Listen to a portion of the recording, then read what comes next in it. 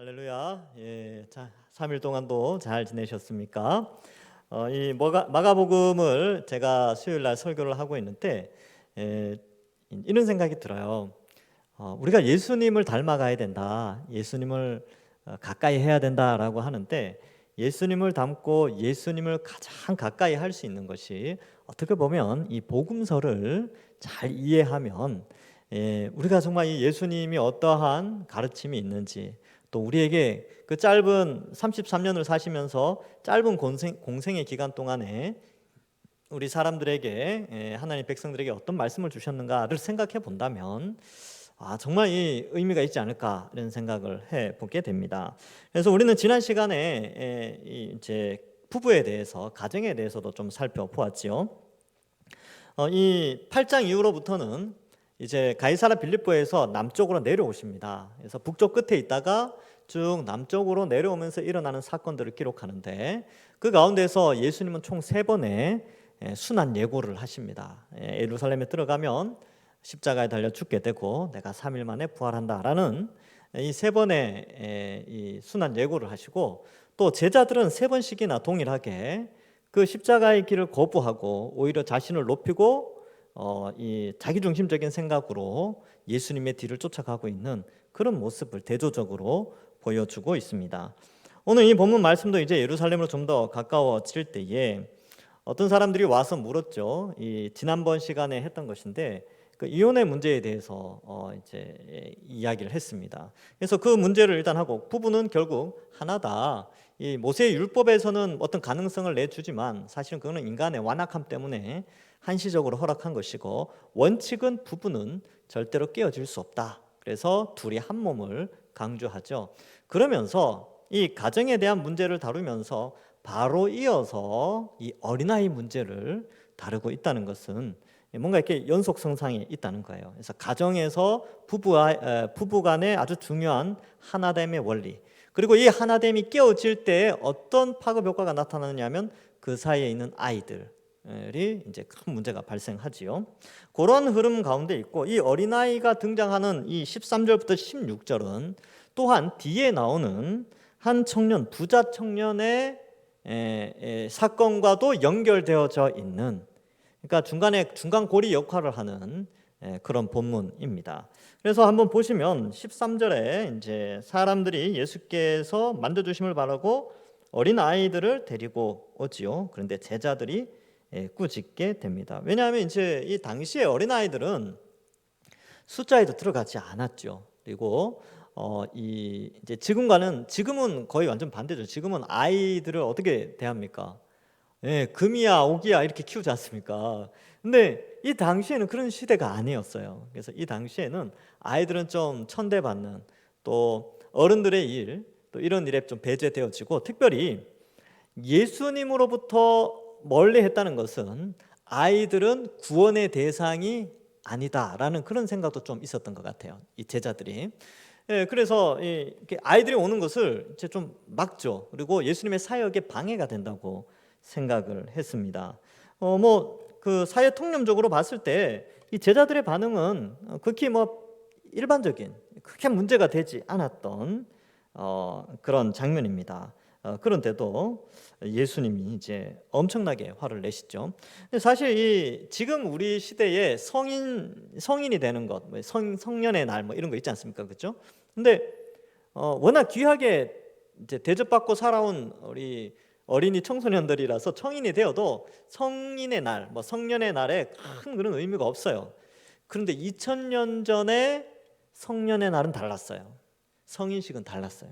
그러니까 유대인 사회 속에서, 아니면 2000년 전에 어떤 그 헬라 문화권에서 성인으로 인정받는다는 것은요, 드디어 인간 대접을 받기 시작한다는 겁니다. 그러니까 이 성인식이 굉장히 큰 의미가 있었어요. 근데 이 어린아이들은 아주 하찮게 취급을 했죠. 그러니까 그런 사회적 분위기를 좀 이해할 필요가 있습니다.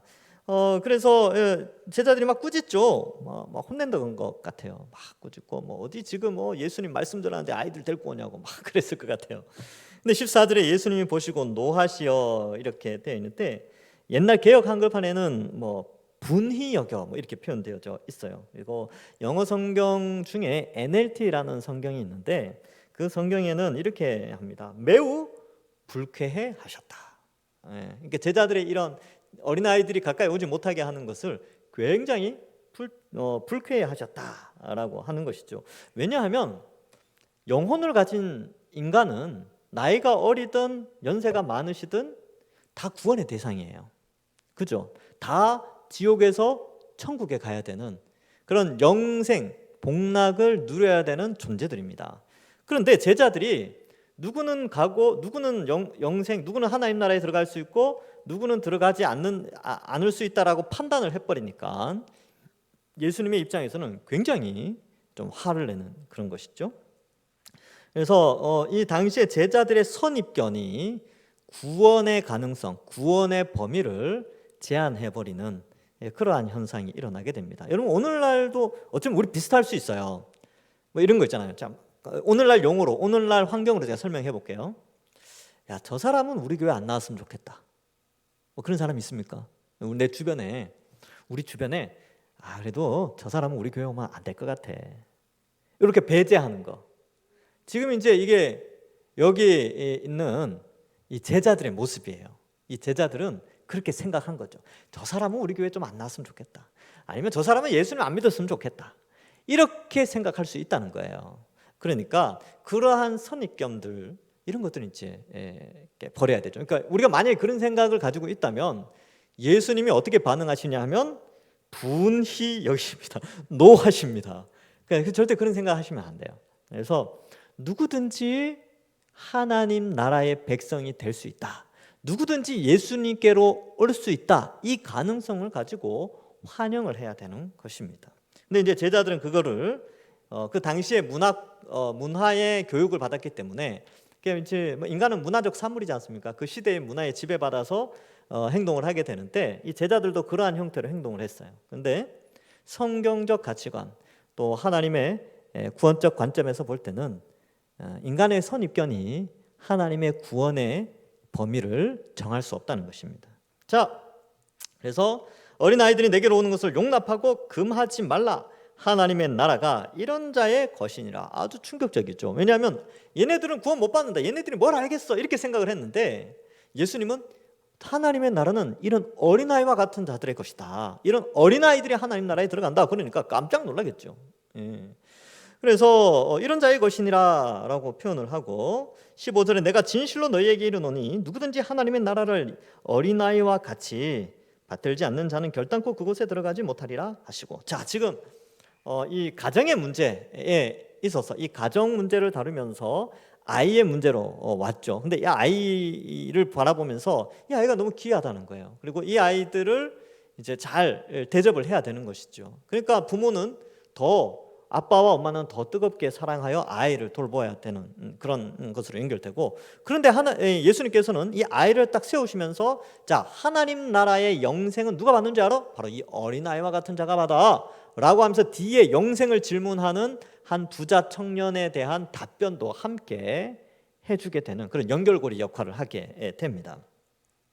그래서 이 어린아이들은 그럼 어떤 특징이 있는가? 이거 우리 어린이 주일날 제가 한번 설교를 했는데 아마 뭐 기억이 잘 안 나실 거예요. 오래돼가지고. 이게 뭐냐면 아이들의 특징을 좀 잘 살펴볼 필요가 있습니다. 그러니까 어린아이가 천국에 간다라는 게 아니라 어린아이와 같은 사람이 천국에 가죠. 그래서 15절에도 어린아이와 같이 이런 표현을 하고 있어요. 그러니까 뭐 어린아이의 특징을 살피면서 하나님 나라의 백성의 특징을 좀 알아보면 되겠지요. 아이들은 어떻습니까? 아이들 일단 장점부터 살펴봅시다. 장점. 아이들의 예수님께서 왜 어린아이와 같이라는 이런 비유법을 쓰느냐? 왜냐하면 아이들은요 부모님에 대한 절대 의지 그리고 절대 순종, 절대 신뢰가 있습니다. 엄마 아빠가 하는 말은 다 믿어요. 아이들 보면 다 믿습니다. 그래서 뭔가를 설명해 주면 그걸 다 쏙쏙 다 믿어요. 다 믿고 받아들입니다. 그런 절대적인 의지죠. 그러니까 이 참된 하나님 나라의 백성들은 하나님이 아버지 되심을 믿고 절대적으로 순종하고 그 말씀을 믿는 것이죠. 그리고 아이들은 부모가 없으면 죽을 것 같아요. 부모가 없으면 살아갈 수가 없습니다. 그래서 아이들이 그렇게 생각을 해요. 나는 부모님이 없으면, 엄마 없으면, 아빠 없으면 나는 죽는다. 이런 두려움이 있습니다. 아이들에게는. 그러니까 우리도 그걸 좀 닮아야 되죠. 우리는 하나님 없으면, 우리는 이 하나님 없으면 우리는 살 수 없다. 이런 마음이, 이 어린아이와 같은 마음이 있어야 되는 것입니다. 그 다음에 아이들은 순수하죠. 순종적입니다. 단순합니다. 그리고 아이들은 이익을 깊이 있게 계산하지 않습니다. 그리고 아이들은요, 죄라는 것을 알고 그것을 싫어합니다. 머리가 커지면서 죄도 지어도 된다 이렇게 생각하지. 어릴 때 부모가 이것은 죄니까 하지 마 그러면 아이들은 순종을 해요. 그러니까 이러한 점들을 볼 때에 이처럼 부모를 절대 신뢰하고 믿고 또 순종하고 따르며 또 눈앞의 이익보다 부모님이 하시는 말에 순종하는 그런 어린아이 특징을 닮은 것처럼 참된 믿음을 가지고 영생에 이르는 하나님 나라의 백성들은 이와 같다는 거죠. 하나님을 절대적으로 신뢰하고 하나님 말씀을 의지하고 하나님이 내 인생 책임져 주신다는 사실을 믿는 것이죠. 아이들도 보면 그래요. 아이들은 미래 걱정 안 해요. 먹고 사는 문제 걱정 안 합니다. 왜냐하면 엄마 아빠가 있으니까 당연히 먹고 사는 줄 알아요. 그래서 내일 먹을 거 걱정 안 하죠. 내년에 학교 갈 거 걱정 안 합니다. 아이들은. 공부하는 게 걱정될지는 몰라도 못 가게 된다라는 판단은 안 해요. 왜냐하면 엄마 아빠가 학교를 보내주신다는 확실한 믿음이 있기 때문에 그래요. 그러니까 그러한 것들을 두려워하지 않죠. 우리도 마찬가지죠. 우리가 이제 하나님을 아버지로 고백한다면 우리도 우리의 미래를 너무 걱정하지 마세요. 하나님 알아서 해주시겠죠. 하여튼 그렇습니다. 자, 근데 단점도 있죠. 아이들 지식도 좀 부족하고 경험도 없고 애들 돈이 있습니까? 힘이 있습니까? 사회의 기여도가 있겠습니까? 그죠? 그런 단점도 있지만 여기서 말씀하시는 예수님께서 어린아이와 같이라고 표현한 것은 앞서 말씀드렸던 그런 아이들의 장점을 의미합니다. 그것이 바로 우리에게 필요한 믿음의 속성을 예수님께서 가르쳐주고 있는 것이죠. 자, 그래서 이러한 것들을 이제 설명해주고 하나님 나라, 천국 백성에 대한 정의를 설명해주고 있습니다. 그래서 우리도 그렇습니다. 우리 이제 아이들이 부모를 의심하지 않고 늘 의지하는 것처럼 아이들 그렇잖아요. 엄마 아빠가 함께 한다면 다른 친구가 가진 사탕 그거 부러워하지 않습니다. 그죠? 엄마 아빠가 다 해결해 주니까 그렇죠. 그리고 이 어린 아이들은요, 아주 순수해서 그냥 엄마 아빠가 다 책임져 준다 이 말도 다 믿어요.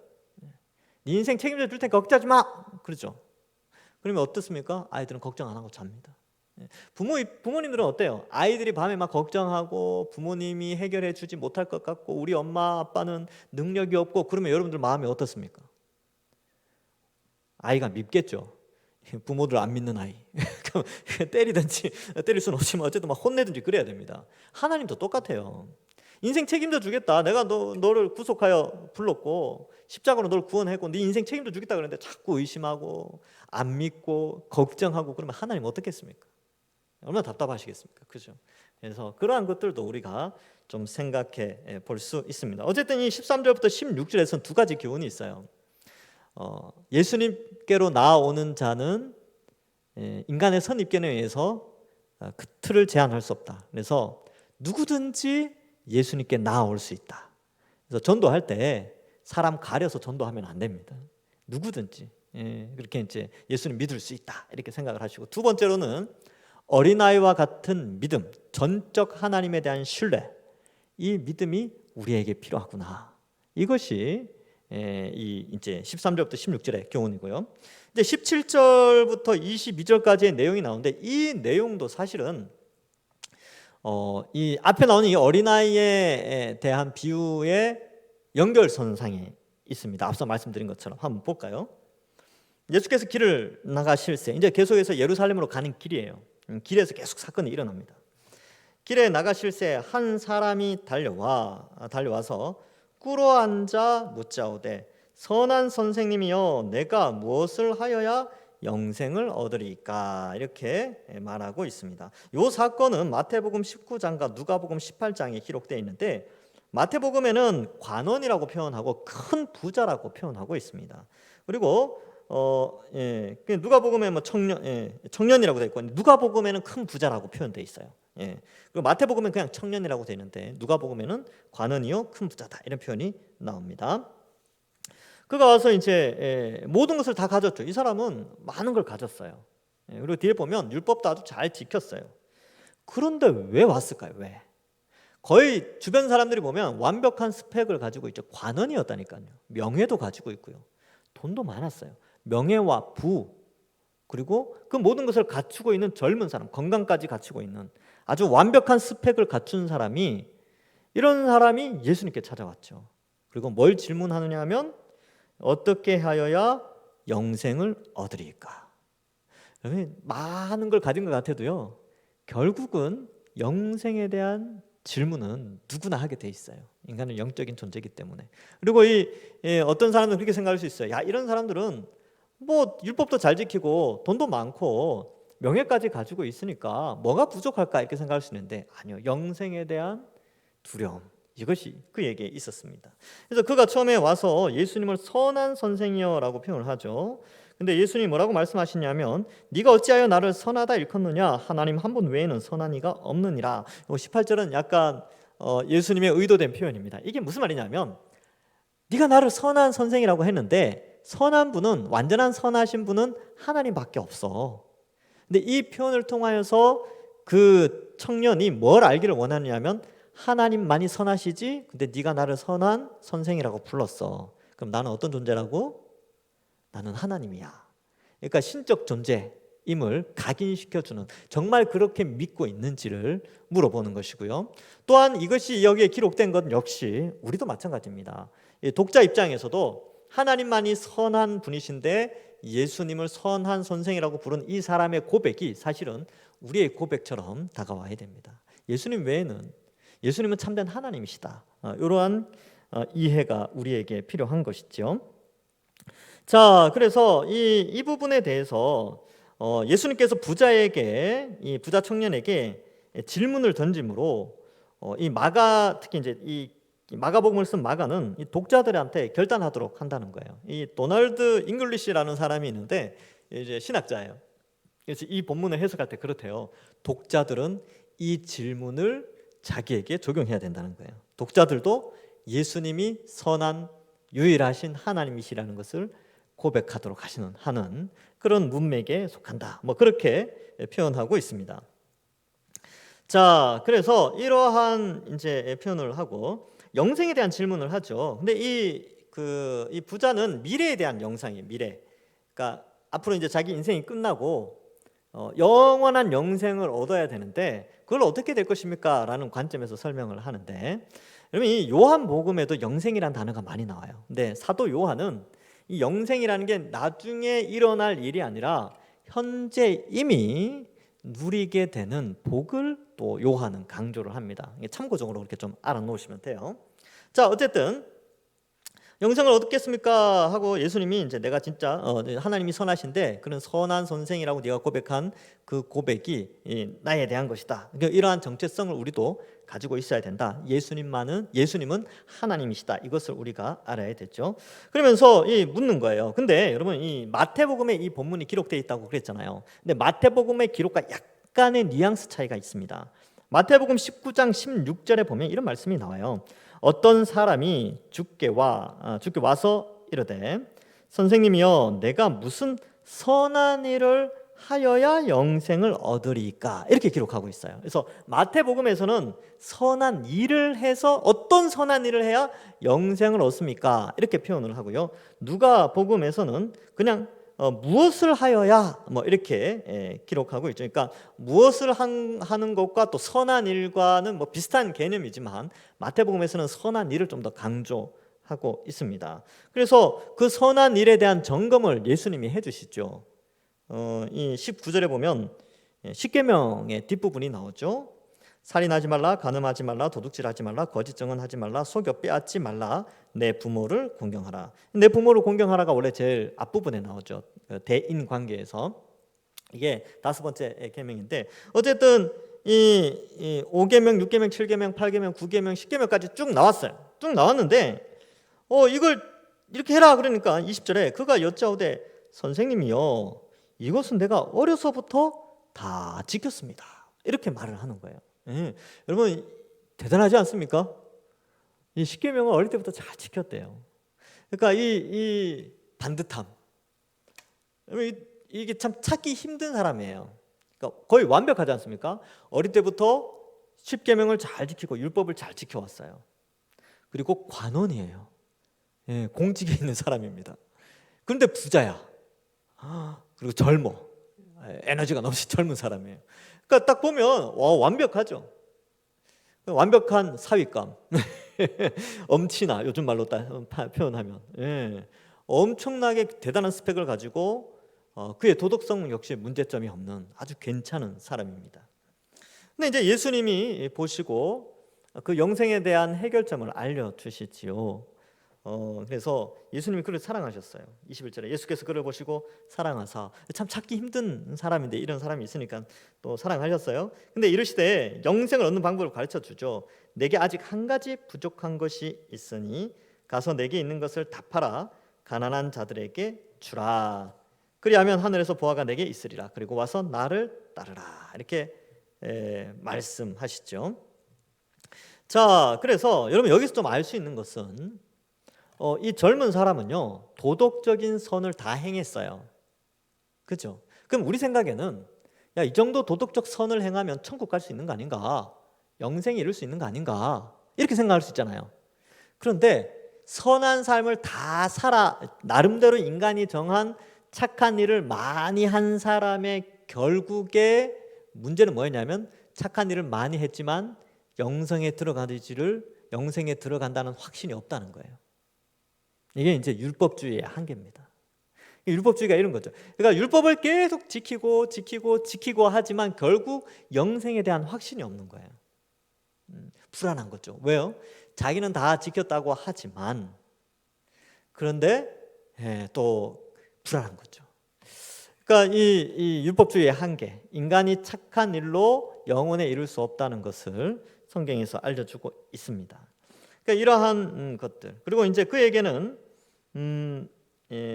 좀 부족한 게 있었죠. 근데 예수님이 여기에 보면 21절에 예수께서 그를 보시고 이렇게 돼 있지 않습니까? 이게 단순히 외모를 보신 게 아닙니다. 이 본다라는 단어가 보통 헬라어로 블레포라는 단어를 쓰는데 이건 그냥 보는 거예요. 눈으로 보는 거, 시각적으로 눈에 띄는 건데 여기에 쓰인 단어는 엠블레포라고 해서 4명까지 본다라는 단어예요. 그러니까 겉모양뿐만 아니라 그 사람의 속의 생각, 마음까지 다 보셨어요. 그리고 사랑하사 이렇게 돼 있죠. 그가 영생을 얻기 위하여 얼마나 구슬땀을 흘리며 인생을 살아왔는가, 그걸 보시는 거죠. 그런데 한 가지 좀 부족한 게 있었어요. 한 가지. 그가 하나의 약점을 가지고 있었다는 거예요. 자신은 충분히 완벽하다고 생각했지만 계속 영생에 대해서 좀 불안했던데 그 영생을 얻지 못할 것 같은 불안감의 원인을 예수님이 아신 거죠. 왜냐하면 그는 돈도 사랑했어요. 그래서 예수님께서 여기서 단순히 구제를 다 해야 천국 간다 이런 개념이 아니에요. 여기서 말하는 것은 재물을 사랑하는 아주 현세적인 목적을 가지고 천국에도 가고자 하는 어떤 그러한 그 사람의 내면을 좀 다루고 있습니다. 그러니까 우리는 그렇게 생각하는 거죠. 이 땅에서도 잘 먹고 잘 살고 또 천국에서도 영원히 잘 먹고 잘 사는 그런 욕심이 우리에게 있어요. 근데 마가복음 전체나 성경 전체에서 하나님의 백성들은 이 땅을 살면서 고난과 함께 살아가게 돼 있습니다. 십자가의 길을 걸어가야 돼요.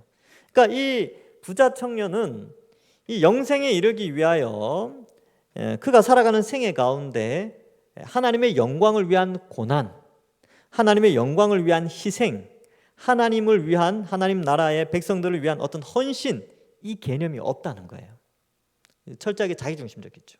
그래서 재물을 쌓아왔고 그것을 베풀기보다는 가지고 또 그것을 누리면서 생을 살고 또 나중에는 영생도 누리고 싶은 그러한 마음이 있는 것입니다. 그래서 예수님께서 그가 부족한 게 있는데 그 부족한 게 뭐였냐 하면 재물이 많은 거였어요. 아이러니하죠. 정말 아이러니합니다. 정말 예수님 보실 때 너무 괜찮은 사람이에요. 너무 괜찮은데 한 가지 부족한 게 있었는데 그 부족한 게 재물이 많은 게 부족한 거였어요. 이게 말이 됩니까? 그렇죠? 우리가 볼 때는 다 갖췄다고 생각하는데 예수님 볼 때는 그에게는 재물이 차라리 없는 게 나을 뻔했어요. 근데 재물로 말미암아 슬픈 기색을 띠고 떠나가게 됩니다. 결국 예수님을 전적으로 믿거나 신뢰하지 않고 재물에 대한 신뢰, 이걸 더 크게 가졌다는 것이죠. 결국 예수님을 믿고 따른다, 이게 나를 그리고 와서 나를 따르라, 이 표현인데, 이 나를 따르라라는 이 개념이 예수님의 제자가 되라는 뜻인데, 이 재물 많은 청년은 예수님의 제자됨을 거부합니다. 왜요? 예수님의 제자가 되면 너무 많은 어려움을 당하게 되거든요. 지금 그 부자 청년이 봤을 거 아닙니까? 제자들 몰골. 어때요? 제자들 몰골이. 뭐 안 괜찮았겠죠. 계속 지금 여행 다니고 이제 또 돌아다니잖아요. 인자는 머리 둘 것도 없다 그러고 제자들과 늘 같이 다니면서 또 돌아다니는데 그 행색이 어떻겠습니까? 부자 관원의 입장에서는, 부자 관원은 옷 괜찮게 입었겠죠. 명품 옷을, 명품 비단 옷을 걸치고 뭐 신발이나 뭐 이런 것도 참 멋지게 입고 예수님 앞에 갔겠죠. 근데 제자들은 깨제제하죠. 근데 예수님이 뭐라 그래요? 야, 너 가지고 있는 거 다 팔고 나를 따라와. 그 말은 예수님을 따라 그 고난의 길에 동참하라는 뜻입니다. 근데 그게 싫었던 거죠. 예수님 믿는 게 그런 거야? 그럼 나는 안 믿을래. 고민하다가 떠나가는 것이죠. 그러니까 믿음이 없어서 그런 겁니다. 영생에 이르는 것은 뭐냐면 결국 예수님을 따라 어떠한 형편에 처하든지 예수님을 따라가는 삶이 아주 중요한 것이죠. 그래서 이 본문에서는 돈을 포기하라 그런 개념이 아니에요. 이 본문에서는 예수님을 전적으로 믿고 신뢰하고 따라오라는 겁니다. 그리고 때로는 포기해야 될 것이 있다는 것을 우리에게 가르쳐 주는 것이죠. 부자 청년에게는 돈이었죠. 근데 제자들은 어땠습니까? 다른 제자들도 돈 다 관련돼 있었죠. 그러나 또 어때요? 가족들, 친척들, 또 자기 주변의 환경들, 문화들 다 포기하고 예수님을 따라간 것이죠. 그래서 이 본문에서 하나님 나라에 합당한 자가 누구냐? 앞에 아이들을 통해서 또 볼 수 있어요. 아이들은 부모가 가자 그러면 갑니다. 자, 부모가 이사 가자 그러면 어때요? 아이들은 싫어하죠. 여러분 보통 아이들 이사 가자 그러면 다 싫어해요. 왜요? 우리 동네 친구들 다 있고 학교 잘 다니고 잘 생활하고 친구들 다 여기 있는데 멀리 이사 가자 그러면 어때요? 싫어하죠. 근데 그래도 어떡합니까? 그래도 따라가죠. 왜? 엄마 아빠니까, 부모니까, 가족이니까. 그러니까 자기의 친구, 뭐 환경 이런 걸 다 포기하고 부모를 따라가는 그게 자녀예요. 그 아이죠. 이 앞에 나왔던 13절부터 16절에 나왔던 그 아이입니다. 아이. 근데 여기 뒤에 나오는 청년은요, 청년이죠. 아이가 아니에요. 그러니까 거부하죠. 부모님을 전적으로 신뢰하는 나이가 아니라 자기가 인생을 계획하고 설계하는 성인이 되었는데, 이런 형태로 전적으로 하나님을 의지하는 어린아이와 같이 전적으로 하나님을 믿고 의지하는 형태가 아닌 사람들은 참된 제자가 될 수 없다는 것을 우리에게 말씀해 주고 있습니다. 그래서 이렇게 나오죠. 그 사람은 재물이 많은 거로 이 말씀으로 인하여 슬픈 기색을 하고 근심하여 떠나가게 됩니다.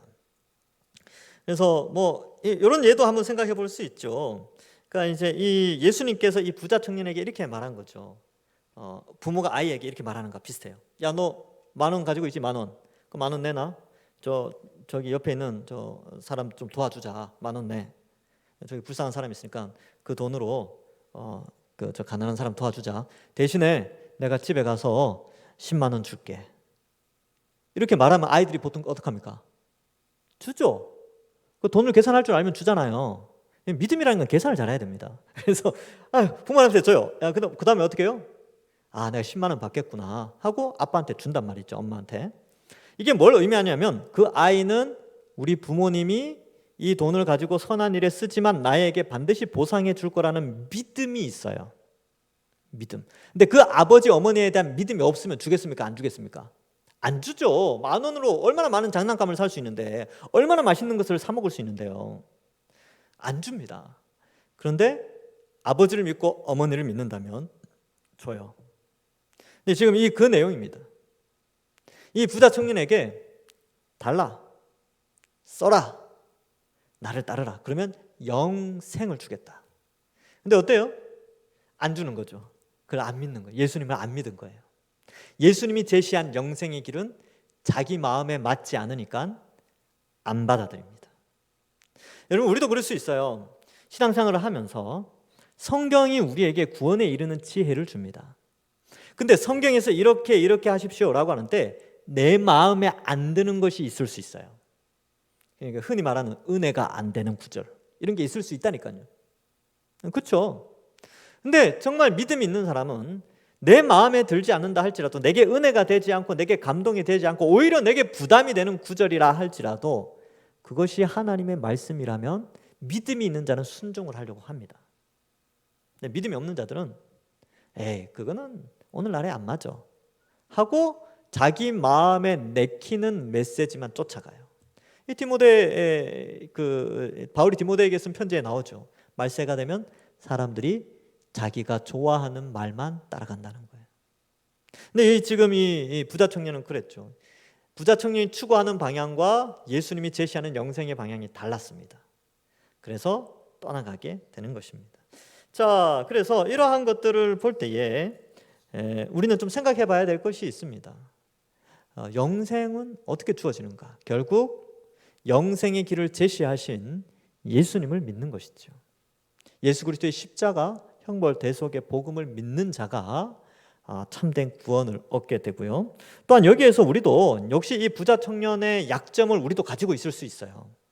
이 부자 청년의 아킬레스건은 돈이었죠. 오늘날 이 자본주의 사회 속에, 특별히 재화를 누구나 축적할 수 있는 민주주의 사회 속에서 우리의 최고의 아킬레스건은 돈일 수 있습니다. 그런데 성경은 우리에게 돈이 필요 없다 이렇게 설명하지 않아요. 잘 쓰는 것을 요구하고 있고, 또 이걸 잘 쓸 때에 천국의 상급이 있다는 것을 반드시 우리에게 또 가르쳐 주고 있습니다. 그래서 몇 가지, 여러분들 투자의 기제는요, 성경이에요. 성경. 최고의 투자 방법이 여기에 적혀 있습니다. 좀 들어보세요. 마태복음 6장 20절. 오직 너희를 위하여 보물을 하늘에 쌓아두라. 거기는 좀이나 동록이 해하지 못하며 도둑이 구멍을 뚫지도 못하고 도둑질도 못하느니라. 예수님이 하신 말씀입니다. 그러니까 여러분 어디에 쌓아둬야 된다고요? 보물을 하늘에 쌓아둬야 되죠. 누가복음 12장 32절부터 34절에 적은 무리여 무서워 말라. 너희 아버지께서 그 나라를 너희에게 주시기를 기뻐하시느니라. 너희 소유를 팔아 구제하여 낡아지지 아니하는 배낭을 만들라. 곧 하늘에 둔 바 다함이 없는 보물이니 거기는 도둑도 가까이 하는 일이 없고 좀도 먹는 일이 없느니라. 너희 보물 있는 곳에는 너희 마음도 있느니라. 여러분, 천국에 보물 쌓는 마음이 있어야 돼요. 그러니까 그 사람은 천국에 마음이 있는 거예요. 자, 누가복음 14장 13절과 14절. 잔치를 베풀거든 차라리 가난한 자들과 몸 불편한 자들과 저는 자들과 맹인들을 청하라. 그리하면 그들이 갚을 것이 없으므로 내게 복이 되리니 이는 의인들의 부활 시에 내가 갚음을 받겠음이라 하시더라.